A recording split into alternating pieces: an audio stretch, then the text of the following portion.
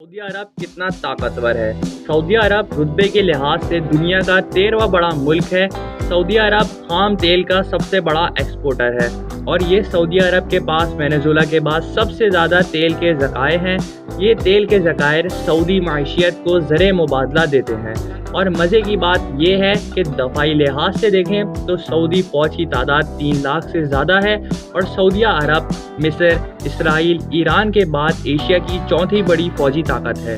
2017 में सऊदी अरब ने अमेरिका से 350 अरब की डील की और जदीद मिसाइल सिस्टम के लिए 3 अरब की रशिया से डील की। सियासी लिहाज से देखें तो सऊदी अरब का अमेरिका का एक बेहतरीन दोस्त होना है।